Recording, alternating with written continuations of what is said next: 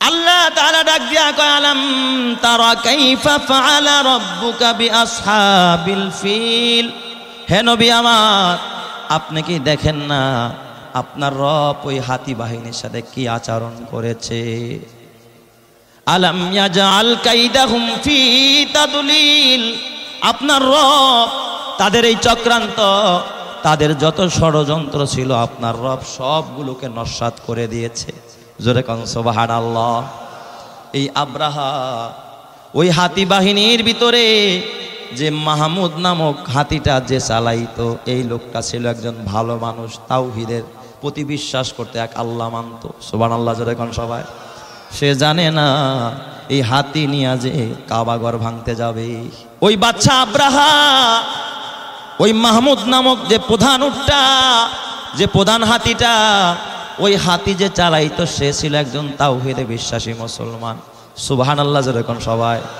বিশাল হস্তি বাহিনী নিয়ে এই চক্রান্ত আইকা কাবাঘর ভাঙার জন্য রওনা করছে। মক্কা অভিমুখে যাইতে যাইতে ওয়াদি মুহাসসার নামক জায়গায় যখন এই হাতি বাহিনী সেখানে অবস্থান করে, কাবা থেকে 3 কিলোমিটার দূরে।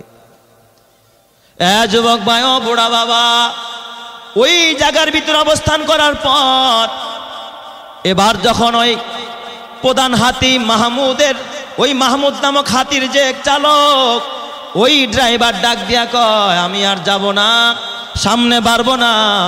হাতিগুলোর এত পিটায় কিন্তু সামনের দিকে আগায় না, কারণ মানুষ যেটা দেখে না আল্লাহ তাআলা ওইটা পশু পাখিরে দিয়াও দেখায়। বলেন তো ক্ষমতা কার? কাদেরে কুদরাতু দারাদ হারচে খাহাদ আকুনাদ মুরদারা ও জাবা বখশাদ জিন্দারা বে জাকুনাদ মুরদারা ও জাবা বখশাদ জিন্দারা বে জাকুনাদ। এবার বাদশা আব্রাহা কয় তোমরা এখানে হস্তিগুলো নিয়ে এখানে অবস্থান করো। বাদশা আব্রাহা এই সফরে আছে। আরেকজন মানুষ ছিল, সে বারবার এই বাইতুল্লাহ তওয়াফ করেছে, সেও তাওহীদে বিশ্বাসী। তাকে জোর করে আনা হয়েছে। যখন সে বুঝতে পেরেছে যে না, এরা তো তওয়াফ করবে না, বরং বাইতুল্লাহকে ধ্বংস করার জন্য আসছে, তখন তাকে চাপ দিয়া বলছে তুমি যাও, গিয়ে আগে খবর নাও এই কাবা যে আমরা ভাঙতে আসছি, এটা গিয়া কাবার যে মোতাওয়াল্লি আব্দুল মুত্তালিবকে তুমি খবরটা জানায়া দাও। আব্দুল মুত্তালিবের কাছে যখন ওই মানুষটা আসছে, ওই মানুষটা এসে আব্দুল মুত্তালিব ডাক দিয়া কয় ও কাবার মুতাওয়াল্লি আব্দুল মুত্তালিব, বাদশা আব্রাহা বিশাল হস্তি বাহিনী নিয়ে কাবার অদূরে অবস্থান করেছে, যে কোনো সময় কাবায় হামলা চালাবে, কাবাটা ভেঙে ফেলবে। ও আব্দুল মুত্তালিব বলো বলো, তোমার কোনো কথা আসেনি, তোমার কিছু বলার আসেনি? আব্দুল মুত্তালিব ডাক দিয়া বলে ও ভাই শোনো, কাবা আমার না, আমি কাবার মালিক না, আমি আমার উটের মালিক।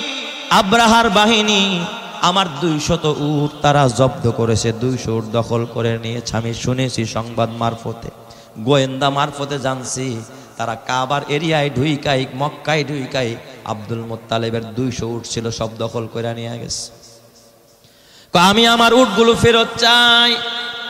এই খবর গোয়েন্দা গিয়ে যখন আব্রাহারে কয়, আব্রাহা কয় কি রে, আমরা কাবা ভাঙতে আইছি, এর খবর নাই, আর 200 উট ফেরত চাই, তো বলো ছাড়া আর কিছু না। কয় চল তাইলে আমি যাব। আব্রাহা ডাক দিয়া বলে আব্দুল মুত্তালিব বলো বলো, এই কাবার ব্যাপারে তোমার কোনো পদক্ষেপ আছে কিনা, তুমি কি চাও? আব্দুল মুত্তালিব চোখের পানি ফালায়া ডাক দিয়া কয় ও বাদশা আব্রাহা, আমি আমার উটগুলো ফেরত চাই, আমার উট আমারে ফেরত দাও, কারণ আমি উটের মালিক, আমি যেটার মালিক সেইটা আমারে ফেরত দাও। কাবার মালিক তো আমি না, কাবার মালিক যিনি তিনি বুঝবে তার কাবারে কি করবে। চিৎকার মেরে কন্না আল্লাহু আকবার।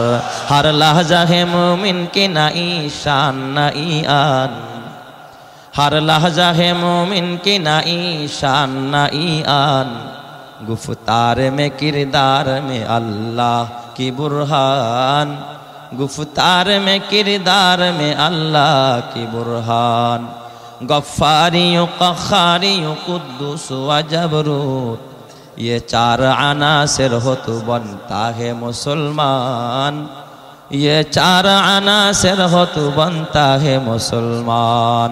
उल्फत में बराबर के वफा हो के जफा हो, उल्फत में बराबर के वफा हो के जफा हो, हर चीज़ में लज्जत है अगर दिल में मज़ा हो, हर चीज़ में लज्जत है अगर दिल में मज़ा हो।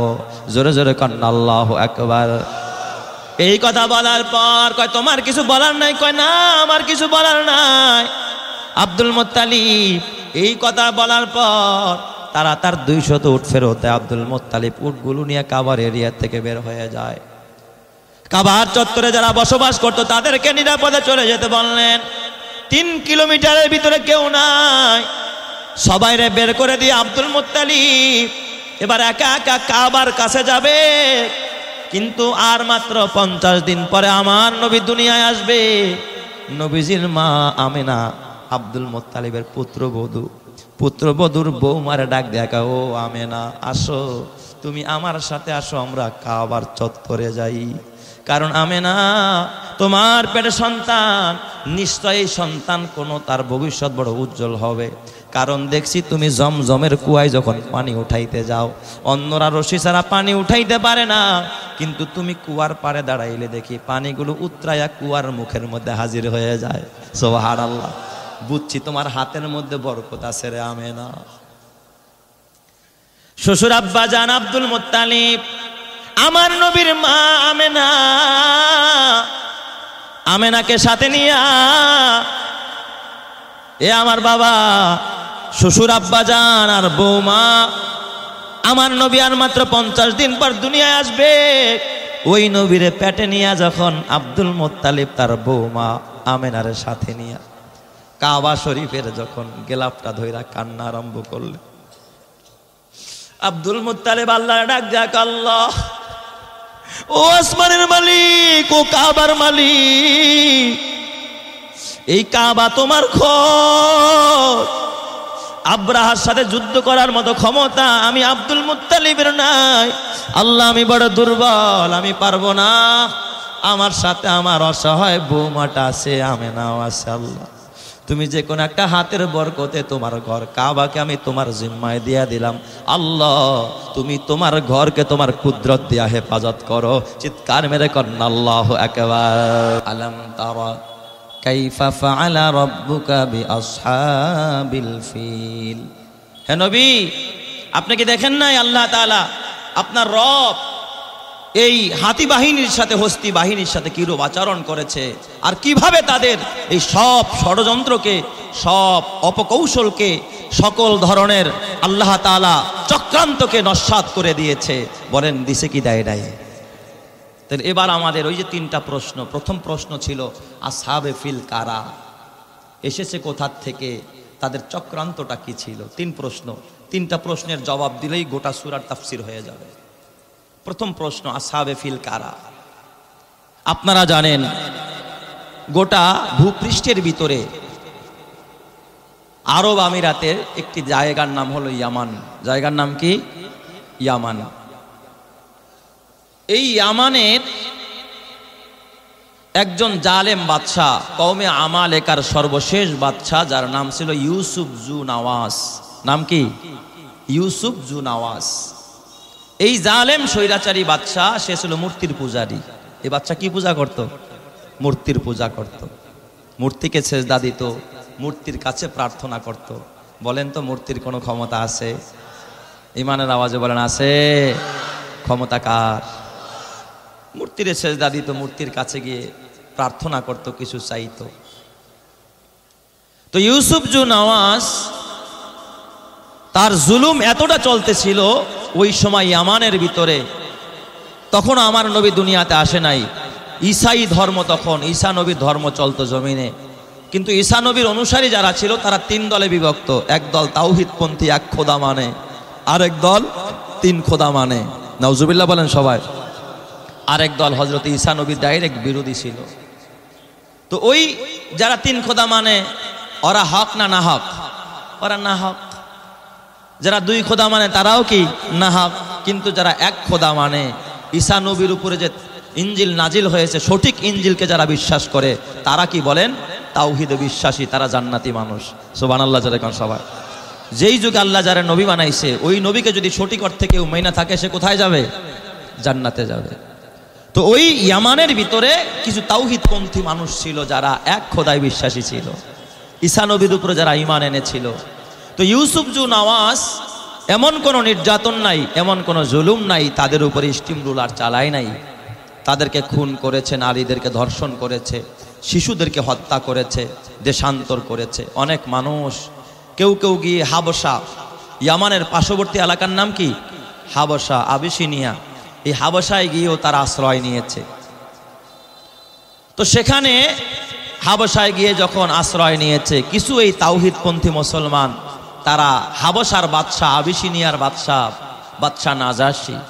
বাদশাহ নাজাশির কাছে গিয়ে তারা নালিশ করলো, বাদশাহ নামদার, আমাদের এই দেশের যে জালেম শাসক ইউসুফ জু নওয়াজ, এমন কোনো জুলুম নাই সে করে না, নারীদেরকে ধর্ষণ করে, শিশুদের উপরে অকাতারে নির্বিচারে আক্রমণ চালায়, হত্যা করে, খুন খারাপি করে, আমাদেরকে দেশান্তর করে। আপনি একটু দেখেন, আপনি একটু এই ইউসুফ জু নওয়াজের বিরুদ্ধে আপনি একটু অ্যাকশন গ্রহণ করেন। তখন বাদশাহ নাজাশি, সে ছিল তাওহীদে বিশ্বাসী। বাদশাহ নাজাশি সে তার দেশের যে বাহিনী ছিল, তার দেশের যারা শান্তিরক্ষী বাহিনী, তাদেরকে ডাকলো, ডাইকা বলতেছে, এই শোনো, ইয়ামানটাকে দখল করতে হবে, ইউসুফ জু নওয়াজকে ক্ষমতাচ্যুত করতে হবে। সুবহানাল্লাহ যেরকম সবাই। ইউসুফ জু নওয়াজকে কি করতে হবে? ক্ষমতাচ্যুত করতে হবে, এবং ইয়ামানের ক্ষমতা, শাসন ব্যবস্থা তাওহীদপন্থীদেরকে ফিরিয়ে দিতে হবে। যেরকম সুবহানাল্লাহ। কে পারবা এই যুদ্ধ পরিচালনা করতে? খেয়াল করবেন কথা, শুরু থেকে খেয়াল করবেন, আসহাবে ফিল কারা। তো ওই হাবশার যারা সৈনিক ছিল এবং সৈনিকদের যারা কমান্ডার, পরিচালনাকারী, তাদের ভিতরে দুইজন কমান্ডার, দুইজন যারা প্রধান ছিল ওই বাহিনীর, একজনের নাম ছিল আবরাহা। একজনের নাম কি? আবরাহা। আরেকজনের নাম হলো আরবাত। আরেকজনের নাম কি? আরবাত। একজন আবরাহা, আরেকজন আরবাত। এই দুজনে হাত উঁচা করে বলল, বাদশাহ, ও বাদশাহ নাজাশি, আপনি খালি অর্ডার করেন, দেখবেন আমরা জালেমের বিরুদ্ধে, স্বৈরাচারীর বিরুদ্ধে অ্যাকশন গ্রহণ করব, ও ক্ষমতা ছেড়ে পালানের রাস্তা খুঁজে পাবে না। সুবহানাল্লাহ।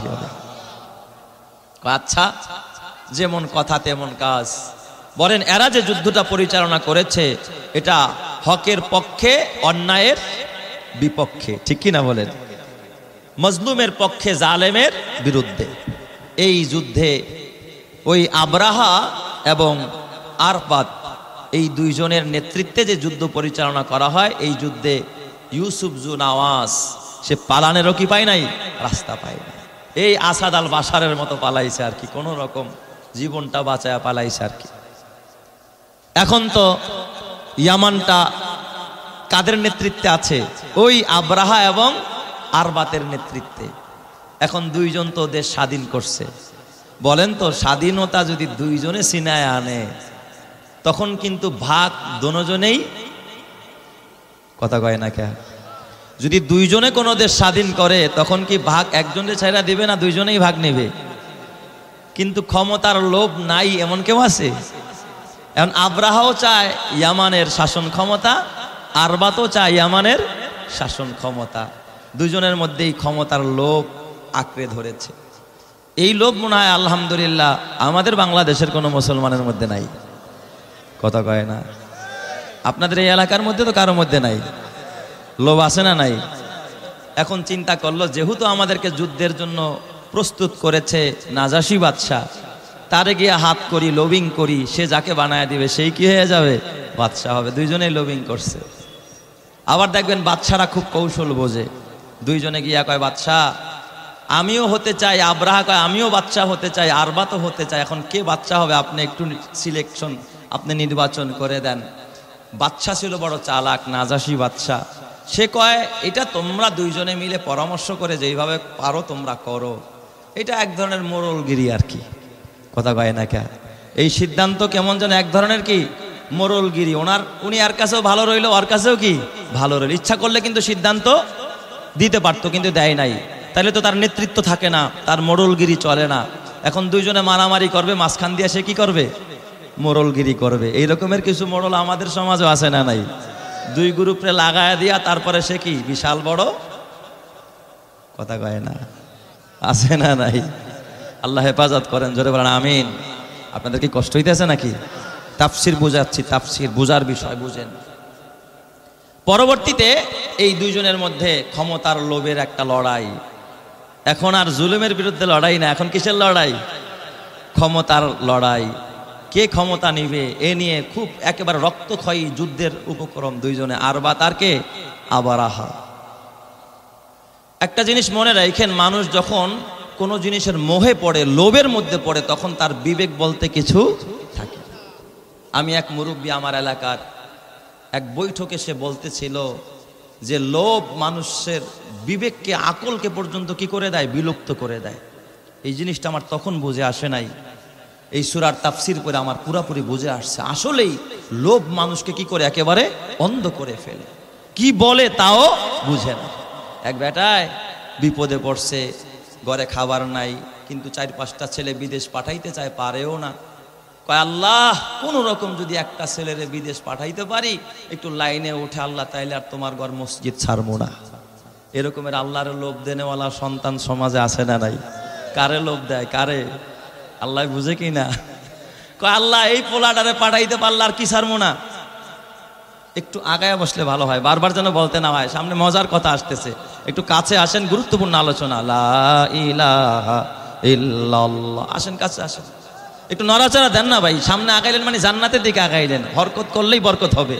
2 আঙ্গুল আগাইছেন, আপনি 2 আঙ্গুল জান্নাতের দিকে আগাইছেন। লা ইলাহা ইল্লাল্লাহ। জোরে লা ইলাহা। আরেকটু বাড়ায়েন সাউন্ডটা ভাই, আরেকটু বাড়ায় দেন। ইল্লাল্লাহ। জোরে লা ইলাহা ইল্লাল্লাহ। কথা না বলি, একটু আগায় বসি ইনশাআল্লাহ।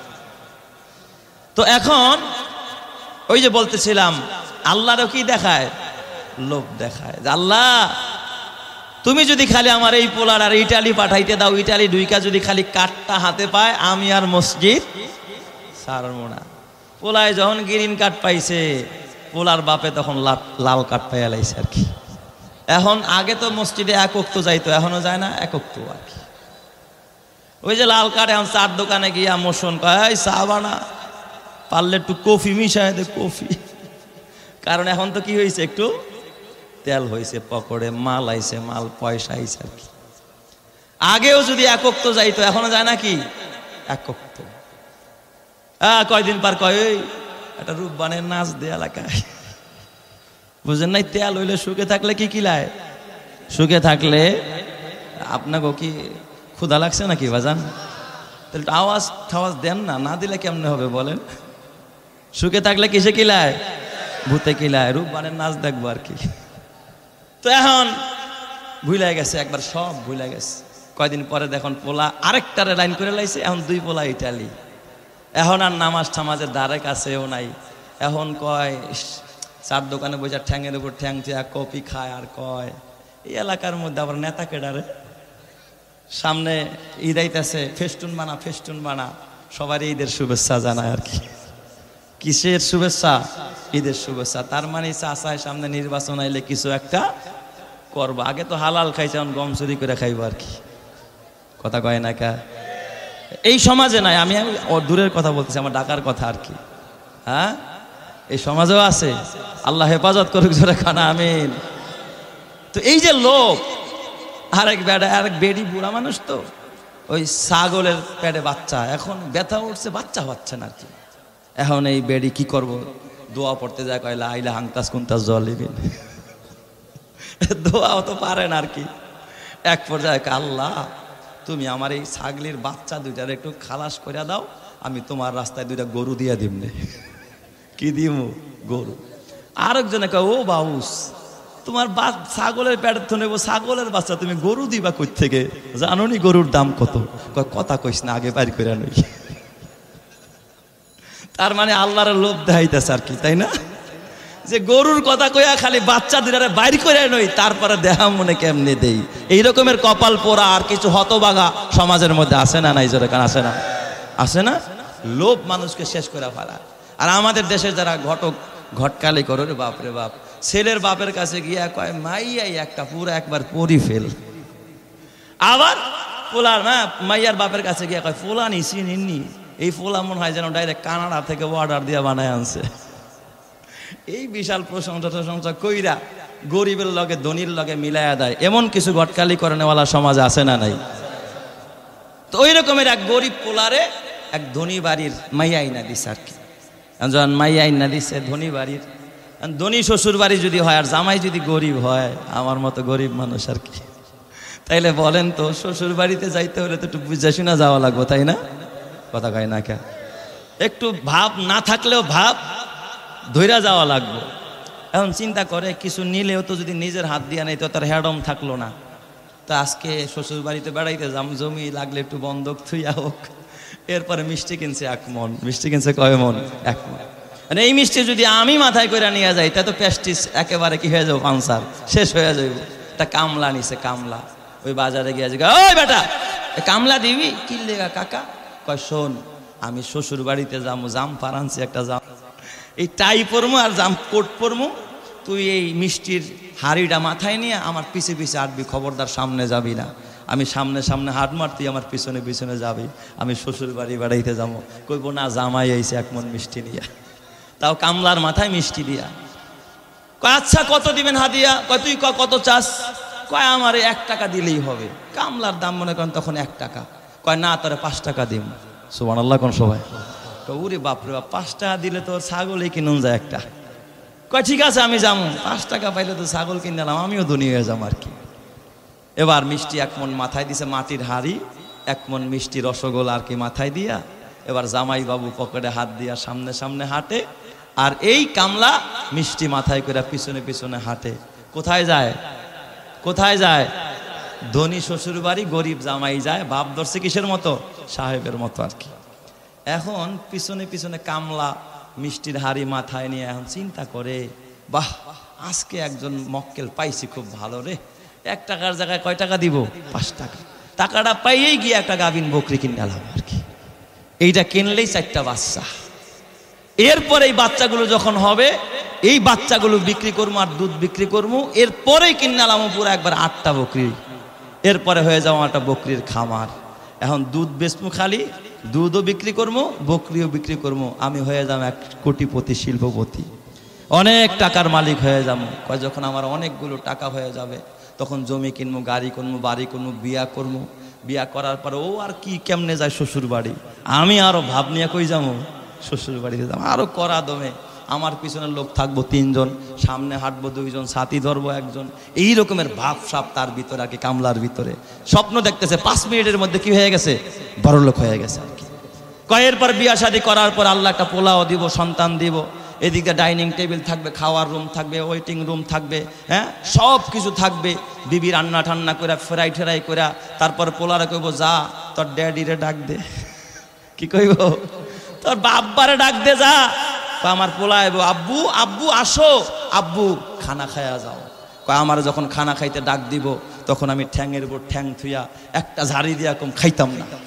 যখন এই কথা কইসার মাথা জাকি দিছে, মিষ্টির পোটলা মাথার তেন পয়রা শেষ, জাগার মধ্যেই ভাইঙ্গা শেষ।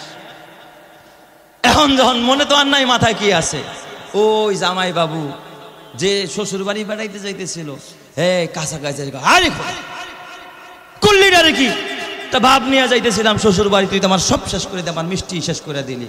আস্তে রাখেন জামাই বাবু, আস্তে কথা বলেন। কয় কেন আস্তে কথা বলবো? কয় মিয়া আপনার তো গেছে 1 মন মিষ্টি, আমার তো গেছে সব। আমার গেছে কি সব? কয় কেমনে? আমার এর মধ্যে তো সব ছিল। আমি ছাগল কিনবো, বড় লোক হবো, ছেলে হবো, মেয়ে হবো, ডাইনিং ফাইনিং সব আমার এটার মধ্যে। এই রকমের লোভ আমাদের সমাজের মানুষের মধ্যে আছে না নাই? জোরে কান আছে না? লোভে পাপ, পাপে ঠিক না ঠিক জোরে কান। তো ওই যে 2 নেতার ভিতরে লোভ ঢুকছে, কার ভিতরে? আবরাহা আর আরবাতের ভিতরে। 2 জনে লাগছে সংঘর্ষ, রক্তক্ষয়ী সংঘর্ষ। এই সংঘর্ষে আরবাত পরাজয় বরণ করে তাকে মেরে ফেলে। কে মারছে? আবরাহা। খুনের উপরে দাঁড়িয়ে, রক্তের উপরে দাঁড়িয়ে ইয়ামানের ক্ষমতায় গেছে কে? আবরাহা। রক্তের উপরে দাঁড়িয়ে কেউ ক্ষমতায় টিকে থাকতে কথা বলবেন।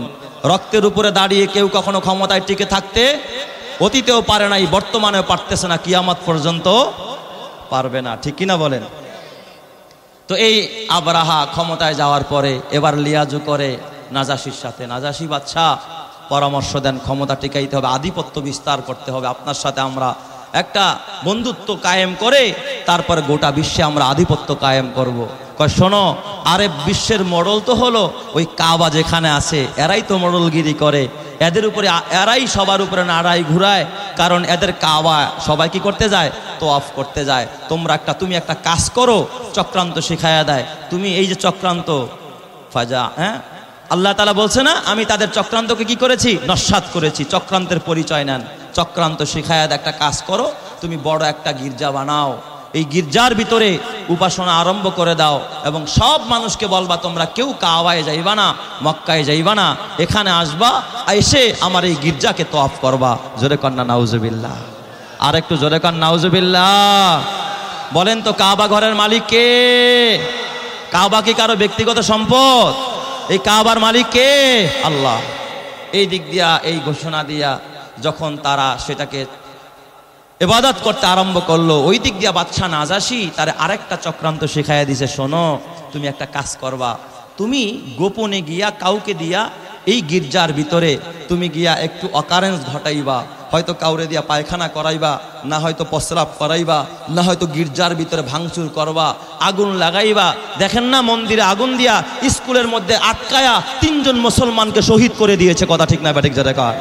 এই চক্রান্ত শিখাইয়া দিছে, এই কাজ করবা আর এই ইস্যু ধইরা মোড়লগিরি দেখায়া কাবাকে ভাঙতে যাইবা, দেখবা তোমাদের আধিপত্য সব জায়গায় চলবে, নেতৃত্ব তোমরা দিবা, মোড়লগিরি তোমরা করবা, তোমাদের উপরে ক্ষমতা দেখানোর মতো আর কেউ থাকবে না। যেমন কাজ, যেমন প্ল্যান তেমন তার কাজ। কয় তাইলে বাদশাহ, কাবা ভাঙতে হলে তো বিশাল বাহিনী লাগবে। তৎকালীন যুগে তো আর ক্যারেন ছিল না, কথা কয় না? ক্যারেন ছিল নাকি? বেকু ছিল নাকি? কি করা যায়, কেমনে আমরা ভাঙবো? অত্যাধুনিক তো কোনো প্রযুক্তি নাই, এত বড় ঘরটা আমরা কেমনে ভাঙবো? কয়েকটা কাজ করো, আমার দেশে বড় বড় হাতি আছে, আমি আমার দেশের বড় বড় সবচেয়ে বড় বড় 8টা হাতি আমি তোমাকে গিফট করব।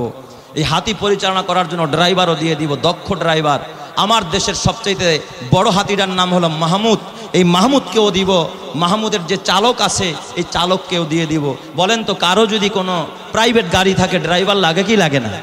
ড্রাইভার ছাড়া কি গাড়ি চলে? হাতিও চালাইতে হলে কি লাগে? সবাই কিন্তু হাতি চালাইতে পারে, তাহলে হাতির চালকও আমি দিব, পাশাপাশি কি দিব? হাতিও দিব। এটা হলো আসহাবে ফিল। আলাম তারা কাইফা ফাআলা রাব্বুকা বিআসহাবিল ফিল। এই 8টা হাতি যখন দিয়া দিছে, আর তোমার দেশের কিছু হাতি মিলায়া প্রায় 6000-এর মতো একটা হস্তি বাহিনী নিয়ে আবরাহা বাদশাহ রওনা করছে। কি ভাঙার জন্য? কাবা ভাঙার জন্য। ইস্যু তার একটা, যে আমার কাবা এই গির্জার মধ্যে কে পায়খানা করেছে। আসলে কিন্তু এই মল ত্যাগ বলেন, আগুন লাগানো বলেন, মূর্তি ভাঙা বলেন, এগুলো কিন্তু কোনো মুসলমান করে না। ওরা নাটক সাজায়া তারপরে বাবা অকারেন্স করতে চায়, কথা ঠিক কিনা? এটা হলো সব চক্রান্ত রে বাবা। আল্লাহ তাআলা ডাক দিয়া কয়, আলাম তারা কাইফা ফাআলা রাব্বুকা বিআসহাবিল ফিল। হে নবী আমার, আপনি কি দেখেন না আপনার রব ওই হাতি বাহিনীর সাথে কি আচরণ করেছে? আলাম ইয়াজআল কাইদাহুম ফি তাদলিল। আপনার রব তাদের এই চক্রান্ত, তাদের যত ষড়যন্ত্র ছিল আপনার রব সবগুলোকে নস্যাৎ করে দিয়েছে। জোরে কোন সুবহানাল্লাহ। এই আব্রাহা ওই হাতি বাহিনীর ভিতরে যে মাহমুদ নামক হাতিটা যে চালাইতো, এই লোকটা ছিল একজন ভালো মানুষ, তাওহীদের প্রতি বিশ্বাস করতে, এক আল্লাহ মানত। সুবহানাল্লাহ, জোরে কোন সবাই। সে জানে না এই হাতি নিয়ে যে কাবাঘর ভাঙতে যাবে। এই যে ফিলিস্তিনে যখন যুদ্ধ হয়, ইসরায়েলিরা আমাদের দেশ থেকেও কিন্তু শান্তিরক্ষী বাহিনী পাঠাইছে। মুসলমান আমেরিকার হয়ে শান্তিরক্ষী বাহিনী কিন্তু দেখবেন তখনও বাবা ইসরায়েলের পক্ষে কাজ করছে। কি করবে? উপর থেকে চাপ আসছে, না যায় উপায় নাই। এ যুবক ভাই, ওই বাদশা আব্রাহা ওই মাহমুদ নামক যে প্রধান উটটা, যে প্রধান হাতিটা, ওই হাতি যে চালাইতো সে ছিল একজন তাওহীদে বিশ্বাসী মুসলমান। সুবহানাল্লাহ যেরকম সবাই। বিশাল হস্তি বাহিনী নিয়ে এই চক্রান্ত আইকা কাবাঘর ভাঙার জন্য রওনা করছে। মক্কা অভিমুখে যাইতে যাইতে ওয়াদি মুহাসসার নামক জায়গায় যখন এই হাতি বাহিনী সেখানে অবস্থান করে, কাবা থেকে 3 কিলোমিটার দূরে। যুবক ভাই ও বুড়া বাবা, ওই জায়গার ভিতরে অবস্থান করার পর এবার যখন ওই প্রধান হাতি মাহমুদের, ওই মাহমুদ নামক হাতির যে চালক, ওই ড্রাইভার ডাক দিয়া কয় আমি আর যাব না, সামনে বাড়বো না। হাতিগুলোর এত পিটায় কিন্তু সামনের দিকে আগায় না, কারণ মানুষ যেটা দেখে না আল্লাহ তাআলা ওইটা পশু পাখিরে দিয়াও দেখায়। বলেন তো ক্ষমতা কার? কাদেরে কুদরাতু দারাদ হারচে খাহাদ আকুনাদ মুরদারা ও জাবা বখশাদ জিন্দারা বে জাকুনাদ মুরদারা ও জাবা বখশাদ জিন্দারা বে জাকুনাদ। এবার বাদশা আব্রাহা কয় তোমরা এখানে হস্তিগুলো নিয়ে এখানে অবস্থান করো। বাদশা আব্রাহ এই সফরে আছে। আরেকজন মানুষ ছিল, সে বারবার এই বাইতুল্লাহ তওয়াফ করেছে, সেও তাওহীদে বিশ্বাসী। তাকে জোর করে আনা হয়েছে। যখন সে বুঝতে পেরেছে যে না এরা তো তওয়াফ করবে না, বরং বাইতুল্লাহকে ধ্বংস করার জন্য আসছে, তখন তাকে চাপ দিয়া বলছে তুমি যাও, গিয়ে আগে খবর নাও এই কাবা যে আমরা ভাঙতে আসছি, এটা গিয়া কাবার যে মোতাওয়াল্লি আব্দুল মুত্তালিবকে তুমি খবরটা জানায়া দাও।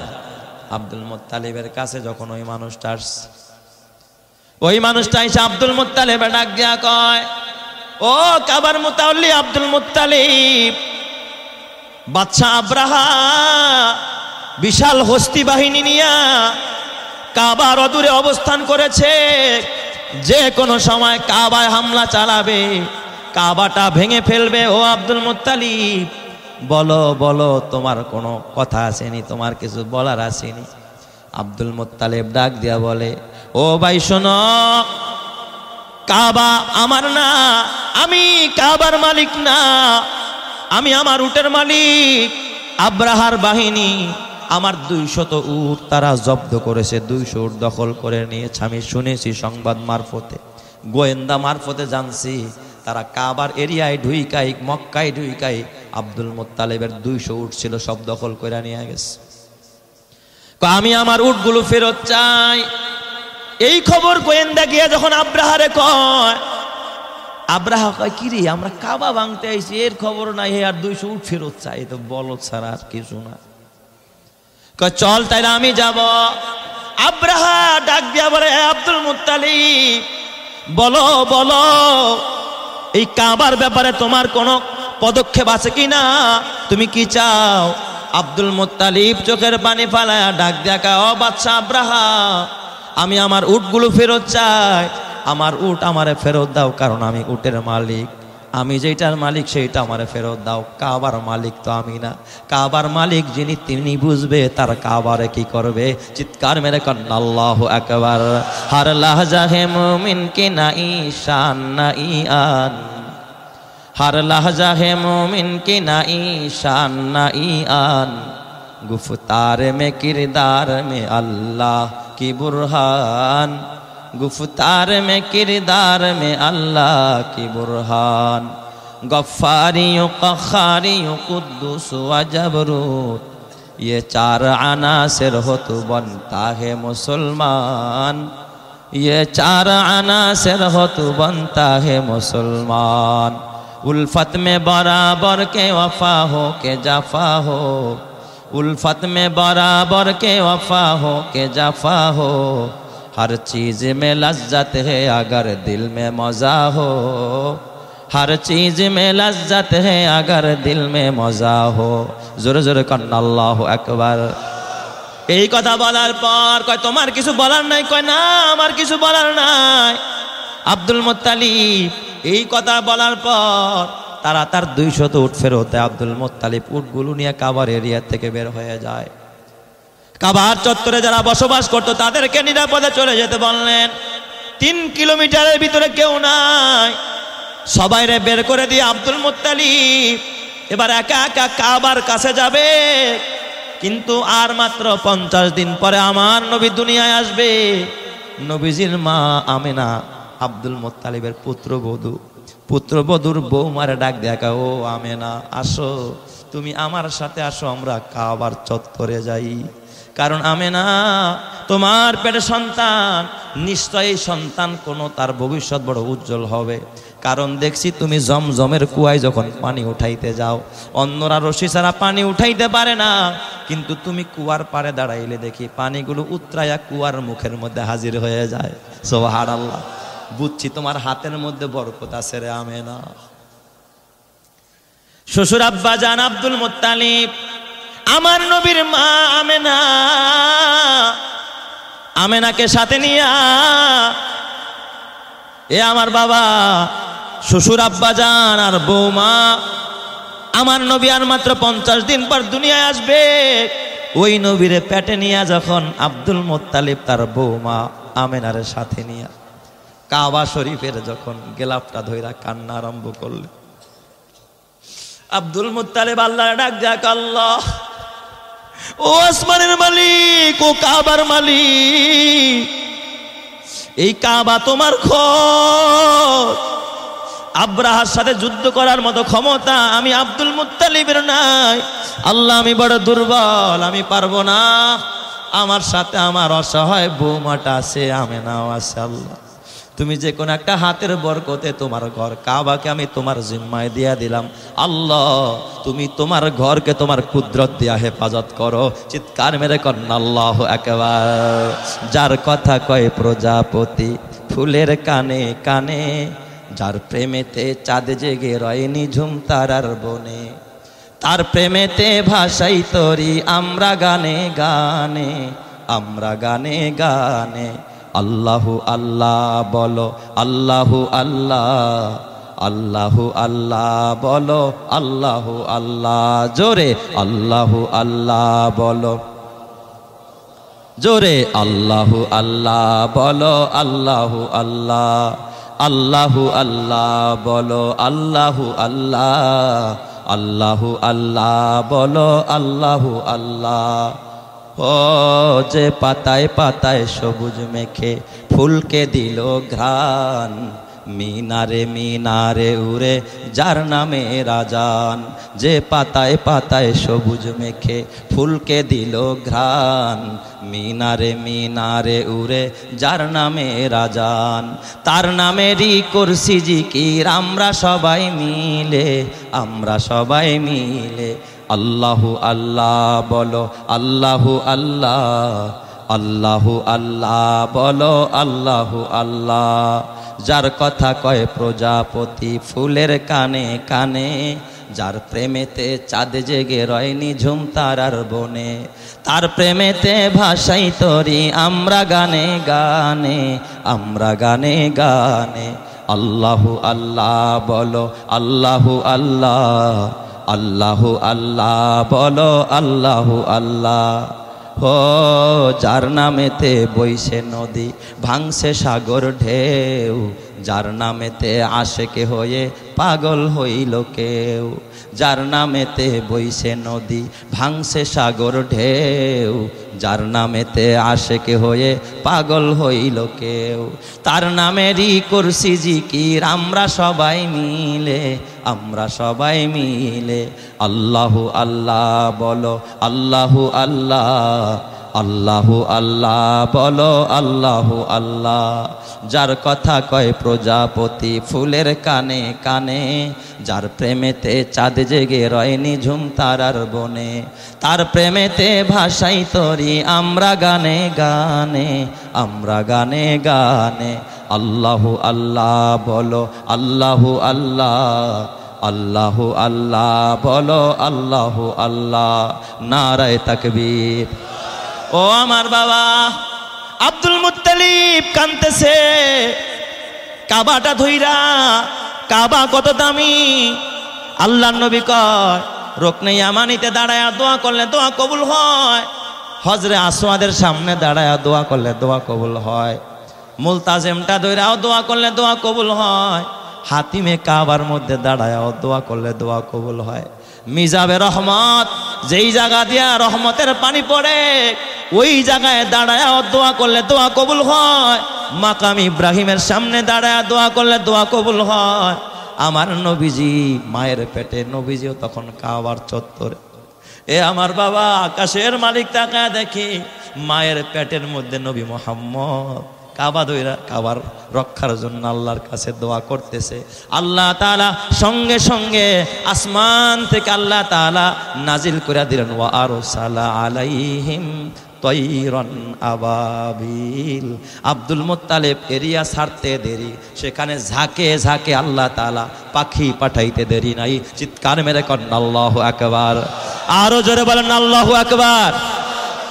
আল্লাহ কামান পাঠায় নাই, বিমান পাঠায় নাই, পাঠাইছে কি? তৈরুন মানি পাখি, আবাবিল মানি ঝাঁকে ঝাঁকে। এখানে অনেকে কয় আবাবিল পাখি পাঠায়, আসলে পাখির নাম আবাবিল পাখি না, আবাবিল এটা। এ আমার বাবা বহু বচন, যার অর্থ হলো ঝাঁকে ঝাঁকে, আর তৈরুন শব্দের অর্থ হলো পাখি। তার মানে আল্লাহ ঝাঁকে ঝাঁকে পাখি পাঠাইছে। এই পাখির সাইজ কত? কবুতরের চাইতে ছোট, চড়ুই পাখির চাইতেও বড়। এক একটা পাখির মুখের মধ্যে আল্লাহ তাআলা একটা পাথর দেয়া দিছে, দুই পায়ের ভিতরে দুইটা পাথর। প্রত্যেকটা পাখির মধ্যে কয়টা করে পাথর? তিনটা করে পাথর।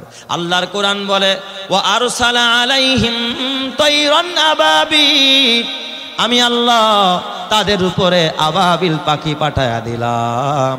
ওয়া আরসালা আলাইহিম তৈরন আবাবিল তারমিহিম বিহিজারাতিম মিন সিজিল। আর ওই পাখিগুলো শুধুমাত্র পাটা খোলা পাথরটা জমিনে ছাড়ছে, মুখ থেকে ছোট্ট একটা মশারির দানার মতো পাথর ছেড়েছে। এই পাথর যার উপরে পড়েছে, ফাজালাহুম কাসফিম মাকুল। ওই যে ঘাস চিবাইলে গরুতে যেমন ঘাস রেজা রেজা হয়ে যায়, যার উপরে পড়েছে, হাতির উপরে পড়েছে, হাতিটা রেজা রেজা হয়ে গেছে। মানুষের উপরে পড়েছে, মানুষটা রেজা রেজা হয়ে গেছে। বলেন সামান্য মশারির দানার মতো একটা পাথর দিয়া যে আল্লাহ ওই হস্তি বাহিনীকে খতম করতে পারছে, ওই আল্লাহ এখনো জমিনে আছে না নাই? আরো জোরে বলেন তো, আছে না নাই? এ আমার যুবক ভাই, ওই যে আমি আরেকটা বলছিলাম যে আলাম তারার তিনটা ব্যাখ্যা। কয়টা ব্যাখ্যা? তিনটা ব্যাখ্যা। দুইটা ব্যাখ্যা শোনাইছি, আরেকটা ব্যাখ্যা কিন্তু বলি নাই। এবার আরেকটা ব্যাখ্যা শোনেন। আমার নবীজির শ্বশুরের নাম আবু বকর।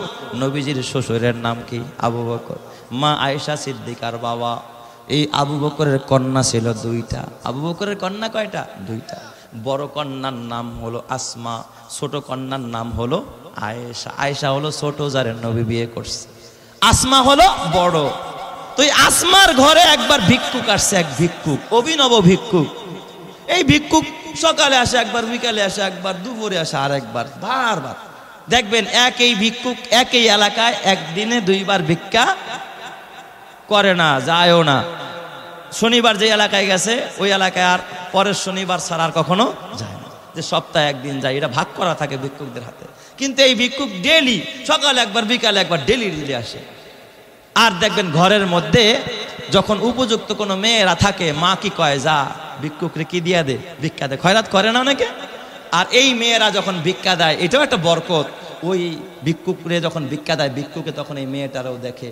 আরেক বাসায় ভিক্ষা আনতে গিয়া এই বাসায় যখন শোনে যে আমার পোলাটা বিয়া করাম, দেখো তোমরা তো 5 বাড়ি হাঁটো, যদি কারো ঘরে কোনো মেয়ে ঠে পাও জানায়ও। তখন গিয়া কয়, বলো অমুক ঘরে পরীর মতো সুন্দর একটা মাইয়া দেখাইছি, এই মাইয়া ঘরে আনলে ঘর উজাল হয়ে যাবে। সুবহানাল্লাহ। কোন সবাই আছে না নাই? তো এই আসমা রাদিয়াল্লাহু তাআলা আনহা ভিক্ষুকরে ভিক্ষা দেয়। কয় এটা দি সকালে আইসা, আবার দুপুরে, আবার বিকালে। বিরক্ত করে ডেলি আইসা। আসমা কয়, ব্যাপারটাকে আরে চিনিও না, আরবেরও মানুষ না। একটা মানুষের চেহারা দেখলেই বোঝা যায় যে সে কিসের মানুষ না, মক্কার মানুষ না, বাহিরের মানুষ। আসমা একদিন কয়, ভিক্ষুক দাঁড়াও, তোমার যাইতে দিব না, আজকে ভিক্ষা দিব ঠিক আছে, কিন্তু আজকে যাইতে দিব না, আমার বাবাই না আইলে। সুবহানাল্লাহ। কোন সবাই? আমার বাবার আসলে তারপরে তোমার সারমো, এর আগে সারমো না। এত ঘন ঘন কেন তুমি আমার বাসায় ভিক্ষা নিতে আসো? আসমা রাদিয়াল্লাহু তাআলা আনহা, মা আয়েশা সিদ্দিকার বড় বোন, ভিক্ষুকরে আটকায় ফেলছে। ভিক্ষুক এবার কয়, আবু বকর বাসায় আয়েশা কয়, ভিক্ষুকরে বাড়ি কোথায়? চেহারাও বনে না, মনে হয় তুমি তো সেই পারস্যের মানুষের মতো দেখা যায়। তোমারে তো আফ্রিকান আফ্রিকান ভাব দেখা যায়, তুমি তো এই মক্কার মানুষ না। কিছু মানুষের চেহারা দেখলেই বোঝা যায় মানুষটা কোন দেশি, কথা ঠিক কিনা? ভাষাও বুঝি না, ওই ভিক্ষুক এত বারবার আসো, আমরা দেই সেই জন্য বিরক্ত না। তুমি 3 বার কে 10 বার আইলো আমরা ভিক্ষা দিমু, কিন্তু প্রশ্ন হয় রহস্যটা কি, তুমি বারবার কেন আমার ঘরে ভিক্ষা চাইতে আসো? সুবহানাল্লাহ, জোরে কোন সবাই। আবু বকর সিদ্দিক কারে জিগাইছে? ভিক্ষুকরে জিগাইছে। অনেক সময় দেখবেন হুজুররা যখন দোকানে যায়, কি রে একই দোকানে এই মাদ্রাসা এই কালেকশন এই কালেকশন, খালি হুজুর গুলি গিয়ে বসে রয়েছে আর কি। এমন কিছু মানুষ আছে না নাই? যুবক ভাই খবরদার, আলেম যত বেশি যাবে ওই দোকানে তত বরকত বেশি দিবেন যিনি তিনি কে? যে এলাকায় আলেম ওলামা যত বেশি ওই এলাকায় বরকত বেশি দান করবেন কে? আল্লাহ। যেই জমিনে কোরআনের আলোচনা যত বেশি হবে ওই এলাকায় তত বেশি বরকত দিবেন যিনি তিনি কে? আল্লাহ। এখন এই ভিক্ষুক কয়, আবু বকর আমি তো কথাটা আপনার কাছে ভাইঙ্গা বলবো না, আপনি একটা কাজ করেন, আপনি আমারে আপনার নবীর কাছে নিয়ে যান। সুবহানাল্লাহ কইবেন না সবাই? আরেকটু জোরে কন। আপনি আমারে কই নিয়ে যান? নবীর কাছে নিয়ে যান। সেখানে গেলে আমি সব প্রশ্নের উত্তর দিব, আপনার কাছে আমি এক প্রশ্নের উত্তর দিব না। কয় চলো, তাতে আরো ভালো হয়, তুমি নবীর কাছে যাইবা। আবু বকর সিদ্দিক ওই ভিক্ষুকের হাতটা ধরে নিয়া, বুড়া মানুষ, হাত ভাঙ্গা পাও ভাঙ্গা, প্রতিবন্ধী আর কি, এই ভিক্ষুক প্রতিবন্ধী ভিক্ষুক, বুড়া, দাড়ি দুড়ি সাদা, একবার ধরে নিয়ে গেছে আবু বকর নবীজির কাছে। নবীজির কাছে নিয়ে কয়, ইয়া রাসূলুল্লাহ, নবীজি গো, আমার কলিজার টুকরা আসমা এই ভিক্ষুকরা আটকাইছে। এই ভিক্ষুকটা সকাল বিকাল 3 বেলা 4 বেলা ডেইলি আমার বাসায় ভিক্ষা করতে আস। রহস্য জিগাইলে কথা বলে না, চিনি না। আবার কোথায় তার বাড়ি, কোথায় তার ঠিকানা তাও সে বলে না। সে বলছে নাকি আপনার কাছে বলবে, তাহলে আপনি তারে জিজ্ঞাসা করেন। নবীজি আমার ডাক দেয়া কয়, ও ভাই আগন্তুক পথিক, বলো তুমি তোমার পরিচয় দাও, কোথায় থেকে আগমন করছো, কি তোমার পরিচয়, বারবার কেন একই ঘরে ভিক্ষা করতে যাও? সুবহানাল্লাহ, জোরে কোন সবাই। এ বাবা, কারো বাড়িতে ভিক্ষা করে কোনো মানুষ মজা পায়, আবার কারো বাড়িতে ভিক্ষুক দেখলে ওই বাড়ি থেকে 80 মাইল দূরে থাকে, আছে না নাই? এটাও রহমত। ভিক্ষুকের পায়ে পায়ে কদমে কদমে যিনি রহমত দান করেন তিনি কে? আল্লাহ। ছাত্রদের পায়ে পায়ে কদমে কদমে রহমত দানকারী কে? এ বাবা, ওই বাবার জীবন ধন্য যেই বাবার কবরের আশেপাশ দিয়া কোরআনের ছাত্ররা হাঁটাহাঁটি করে। 8 বছরের বাচ্চা কোরআনের হাফেজ নিষ্পাপ, খেলতে খেলতে দৌড়ায় মাঝে মাঝে কবরের কাছে চলে যায়। কবরবাসী আর একটু কাছে আয়, কাছে আয়, তোর একটা কদম যদি আমার কবরের উপরে পড়ে যায়, কারণ তার পায়ের নিচে নূরের ফেরেশতারা নূরের ডানা বিছায়া দেয়। সুবহানাল্লাহ। আমি মজা পাই, তুই কাছে আইলে আমি মজা পাই। ওই মায়ের জীবন কত ধন্য, যেই মায়ের কবরের পাশে কোরআনের তেলাওয়াত হয়, কোরআনের আলেমরা হাফেজেরা চলাফেরা করে। এ যুবক ভাই, ও বুড়া বাবা, মরতে হবে, কবরে যেতে হবে, কেউ বাঁচতে পারে নাই, তুমিও পারবা না, আমিও পারবো না, কিন্তু কি নিয়ে কবরে রওনা করলা চিন্তা করার দরকার আছে না নাই? দুচি যাদে মীরা কাশাদে জোরে জোর, দুচি যাদে মীরা কাশাদে জোরে জোর, একে আবদানা দেগার খাকে গোর। হযরতে আবু বকর সিদ্দিক যখন এই কথা নবীরে বলে, নবীজি ভিক্ষুকরে জিগায়, কিরে বেটা বারবার কেন এক ঘরে ভিক্ষা করতে যাও?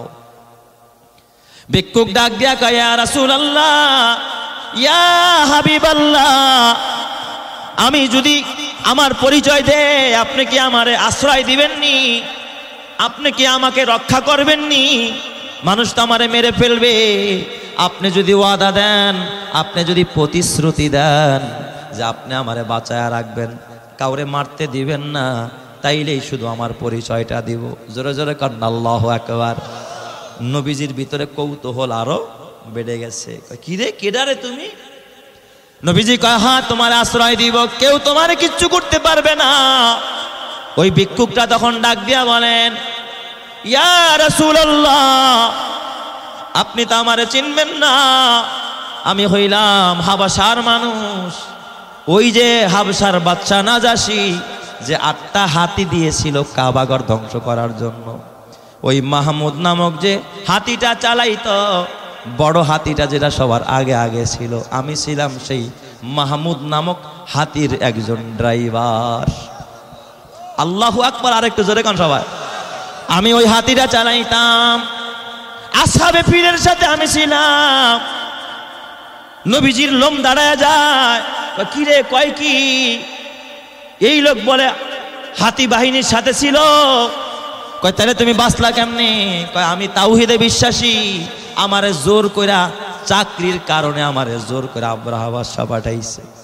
কিছু পুলিশ আছে দেখবেন, সবাই কিন্তু খারাপ না, যখন গুলি করতে যায় সবাই কিন্তু গুলিও করতে চায় না, কেউ চাকরি বাঁচাইতে গুলি করে, ঠিক না ব্যাঠিক জোরে কয় আমারে জোর করে পাঠাইছে আব্রাহা বাদশা।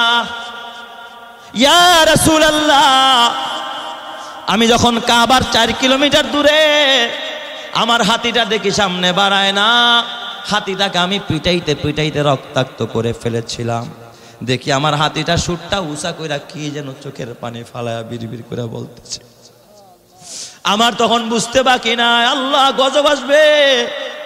কিছুক্ষণ পর দেখি ঝাঁকে ঝাঁকে পাখিরা উঠতেছে, আকাশটা মেঘাচ্ছন্ন কালো হয়ে গেছে। আমার আর বুঝতে বাকি নাই, আমি তৎক্ষণাৎ দেখলাম যখন উপর থেকে পাথর আসতেছে, আমি হাতির নিচে গিয়ে লুকাইলাম। হাতির পেটের নিচে লুকাইছি, তারপর আমার পায়ের মধ্যে পাথর লেগে গেছে। ইয়া রাসূলুল্লাহ, আমি অজ্ঞান হয়ে যাই। আল্লাহকে ডাক দিয়ে বললাম, আল্লাহ কাবা ভাঙতে আসি নাই, আব্রাহা জোর করে আমারে পাঠায় রে আল্লাহ, তোমার কাছে জীবনটা ভিক্ষা চাই, তুমি আমারে বাঁচাও। আমি সেখানে অজ্ঞান হয়ে যাই। কিছুক্ষণ পরে 2 দিন পর আমার হুঁশ হয়। আমি হুঁশ হওয়ার পর দেখি কে যেন আমারে পাহাড়ের গুহার মধ্যে নিয়ে শোয়া রাখছে। চিৎকার মেরে করেন আল্লাহু আকবার। হুঁশ আসার পরে দেখি আমার পাও প্রতিবন্ধী হয়ে গেছে, পায়ে পাথর লাগছে, এই যে হাত ভেঙে গেছে। ইয়া রাসূলুল্লাহ, নবীজি তার বুকে জড়ায় ধরলেন, তুমি কি তাইলে সে আসহাবে ফিলের লোক? তুমি কি কালিমা পড়েছো? সে ডাক দিয়া আশহাদু আল্লা ইলাহা ইল্লাল্লাহ ওয়া আশহাদু আন্নাকা রাসূলুল্লাহ। আমি সাক্ষ্য দিলাম আল্লাহ ছাড়া কেউ নাই, আমি এই কথারও সাক্ষ্য দিলাম আপনি আল্লাহর রাসূল। চিৎকার মেরে করেন আল্লাহু আকবার। নবীজি আমার ডাক দিয়া কয়, এই জন্যই তো আমি বুঝেছি আমার আল্লাহ যে আমার কেন কইছে আলাম তারা, হে নবী আপনি কি দেখেন নাই? এই যে আমি তোমারে দেখলাম, এই জন্যই তো আল্লাহ আমারে কয়, নবী আপনি তো ঘটনা স্বচক্ষে দেখেছেন। তোমারে দেখছে মানে তোমার মুখে শুনেছি, তার মানে এই ঘটনা আমি স্বচক্ষে দেখেছি। কথা ঠিক না ব্যাঠিক জোরে কর।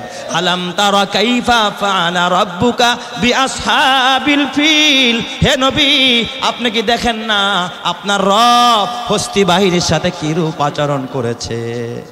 আপনার রব হস্তি বাহিনীর সাথে কিরূপ আচরণ করেছে? কাইফা ফাআলা রাব্বুকা বিআসহাবিল ফিল আলাম ইয়াজআল কাইদাহুম ফি তাদলিল ওয়া আরসালা আলাইহিম তায়রান আবাবিল। আল্লাহ সঙ্গে সঙ্গে ঝাঁকে ঝাঁকে পাখি পাঠায়া দিলেন, তারমিহিম বিহিজারাতিম মিন সিজ্জিল। ওই পাখিগুলো এক একটা করে পাথর ছাড়তেছিল। ফাজাআলাহুম কাআসফিম মাকুল। আর একটা পাথর যার উপরে পড়ে ওই মানুষটাকে রেজা রেজা চিবায়া কিছু